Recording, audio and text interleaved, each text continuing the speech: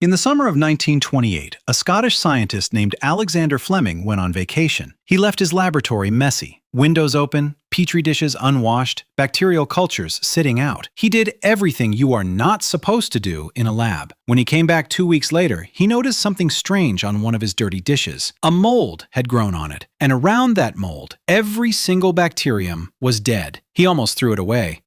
He almost threw away the discovery that would save over 200 million human lives. That mold was penicillin, rising from a forgotten petri dish to history's most important medicine through chance and chaos. To understand why penicillin matters, you have to understand what the world looked like before it. Before 1940, a small cut could kill you. Not dramatically, just a scratch, a splinter, a scraped knee. If bacteria got in, your body often had no way to fight them off. Infections were the leading cause of death in hospitals. During World War I, more soldiers died from infected wounds than from actual fighting. Gangrene was so common that doctors amputated limbs by the thousands just to stay ahead of it. Pneumonia killed 1 in 3 people who caught it. Scarlet fever killed children by the millions. Tuberculosis, called the White Plague, killed more humans than any war in history. Every surgery was a gamble. Every deep wound was a potential death sentence. And then a man left his window open.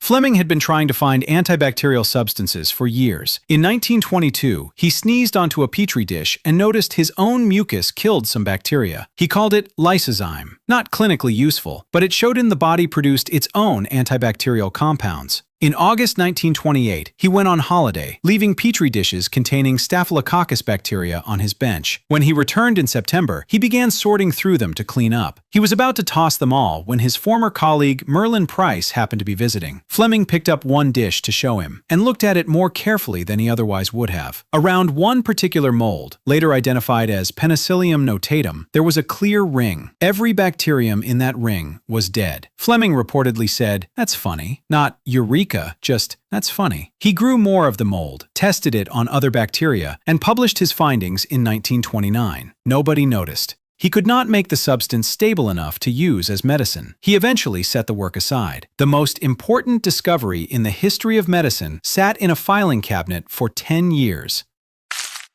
For penicillin to land on Fleming's dish, several specific things had to happen simultaneously. The window had to be open, the wind had to blow from a specific direction. A mycologist worked directly below Fleming's lab, and his cultures were producing spores that exact day. The temperature that week had to be cool enough to let the mold grow before the bacteria, but warm enough afterward to show a visible kill zone. If Fleming had been a tidy scientist, he would have washed the dish. If he had returned 1 day earlier or later, the temperature conditions would have been wrong. If Price had not visited that morning, Fleming would not have looked carefully enough. Change any single variable, and penicillin is not discovered in 1928, maybe decades later, maybe not before World War II kills millions from infected wounds. History's most important medicine arrived by pure, multi-layered accident. Then, in 1938, 2 scientists at Oxford rediscovered Fleming's paper. Howard Florey, an Australian pharmacologist, and Ernst Chain, a German-Jewish biochemist who had fled Nazi Germany, thought it deserved another look. They were not trying to save lives heroically. They were simply curious about antibacterial substances. They had a grant and started working. It took 2 years of painstaking chemistry to extract and purify penicillin in stable form. 2 years of failed extractions, toxic byproducts, and broken equipment. In May 1940, they had just enough to run a single experiment. 8 mice were given lethal doses of Streptococcus bacteria. 4 were then given penicillin. 4 were not. By the next morning, the 4 untreated mice were dead. The 4 treated mice were alive and healthy. Florey came home that morning and said almost nothing. He just sat in a chair for a long time. They had proven that a fatal infection could be completely stopped by a substance derived from mold. Now they needed to test it on a human being. The first patient was a policeman named Albert Alexander. In 1941, he had scratched his face on a rose thorn.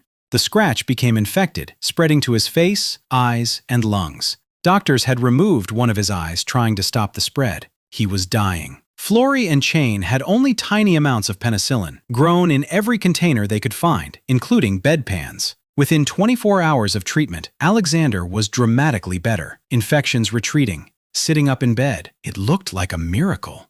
Then, they ran out of penicillin. They tried extracting more from his own urine. Penicillin passes through the body partially intact, but could not get enough. Albert Alexander relapsed and died. The first patient ever treated with penicillin died because there was not enough of it. Florey and Chain knew they had something that worked. They needed to produce it at a scale completely impossible in wartime Oxford.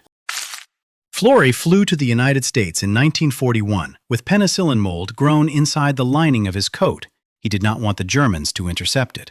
He convinced the U.S. government and pharmaceutical companies that penicillin could change the war. Infected wounds were killing more soldiers than bullets. The U.S. launched a massive production effort and began collecting mold samples worldwide, seeking a better strain. A laboratory assistant, nicknamed Moldy Mary, visited local markets daily looking for moldy produce. In 1943, she brought in a cantaloupe with a particular golden mold. That mold produced 200 times more penicillin per batch than Fleming's original strain.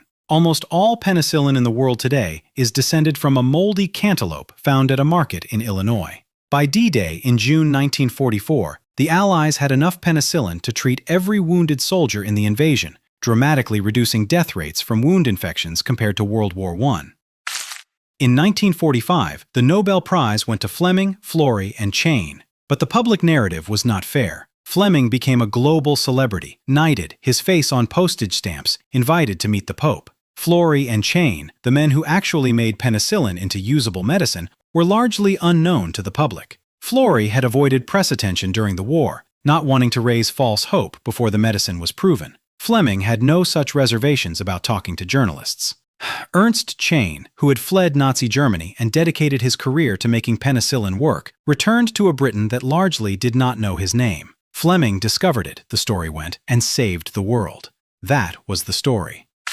Penicillin and the antibiotics that followed transformed medicine so completely it is almost impossible to measure. Before antibiotics, average lifespan in wealthy countries was around 50. Today, it is close to 80. A significant portion of that gap is antibiotics. Surgical procedures now considered ordinary, hip replacements, open-heart surgery, organ transplants, would be impossible without antibiotics preventing post-surgical infections. But Fleming himself, in his 1945 Nobel acceptance speech, warned of antibiotic resistance. He said it was possible to underdose penicillin, allowing bacteria to survive and develop resistance. He was describing the problem before the drug was even widely available. Today, antibiotic-resistant bacteria kill around 1.3 million people per year. Some bacteria are now resistant to nearly all available antibiotics. The WHO calls it one of the greatest threats to global health. Fleming's open window gave us the cure, and we are in the process of using it up. If you found this story worth knowing, subscribe to Built and Busted. Next time, another invention that changed everything.